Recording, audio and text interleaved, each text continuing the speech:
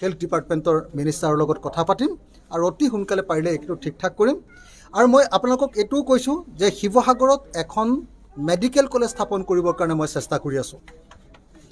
এইবাৰে শিৱসাগৰত মেডিকেল কলেজখন বাজেটত ধৰিব লাগে বুলি কৈছিলোঁ। মই মুখ্যমন্ত্ৰীক নিজে গৈ লগ ধৰি কৈছিলোঁ কথাটো।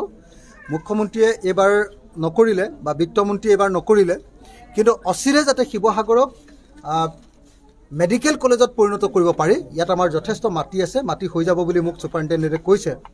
গতিকে ইয়াক এখন মেডিকেল কলেজলৈ উন্নীত কৰিবৰ কাৰণে মই ব্যৱস্থা হাতত ল'ব খুজিছোঁ। মই আপোনালোকৰ সকলোৰে সহযোগিতা আশা কৰিছোঁ। আৰু আপোনালোকে যিটো কথা কৈছে যে ক'ৰবাত গধূলি ডাক্তৰ নাই নেকি বুলি, এতিয়া আমাৰ ছুপাৰিণ্টেণ্ডেণ্টে আপোনালোকক ক'লে যে নাই, ডাক্তৰ সকলো সময়তে ছাৰ্ভিচ দি আছে। কিবা যদি অসুবিধা পায় ছুপাৰিণ্টেণ্ডেণ্ট মহোদয়ক, যিহেতু তেখেতে পজিটিভলি কামবিলাক কৰি আছে, আপোনালোকে সমালোচনা কৰাৰ আগতে তেখেতক কথাটো ক'ব।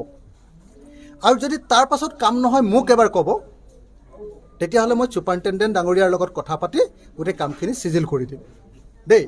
মানে হস্পিটেলখনত ইমান মানে কাম থাকে, গতিকে পটককৈ গালি পাৰি দিয়াৰ আগতে আমি সকলোৱে লগ লাগি হস্পিটেলখন ঠিক ঠাক কৰিম। মই সকলোকে ধন্যবাদ জনাইছোঁ। আৰু বিশেষকৈ সংবাদ মাধ্যমে এই কথাটোত গুৰুত্ব দি, মই নথকা অৱস্থাতে যেতিয়া ছুপাৰিণ্টেণ্ডেণ্টৰ বাইক লৈ আপোনালোকে টিভিত দি দিছে যে হস্পিটেল ইতিমধ্যে চাফা হৈ গ'ল, মই তেতিয়াই মই গম পালোঁ যে হস্পিটেল চাফা হ'ল। গতিকে মই এই মুহূৰ্তত আকৌ এবাৰ ছুপাৰিণ্টেণ্ডেণ্ট সৌৰভ গগৈ ডাঙৰীয়াক ধন্যবাদ আৰু কৃতজ্ঞতা জনাইছোঁ আৰু আশা কৰিছোঁ ভৱিষ্যতেও হস্পিটেলখন চাফ চিকুণ কৰি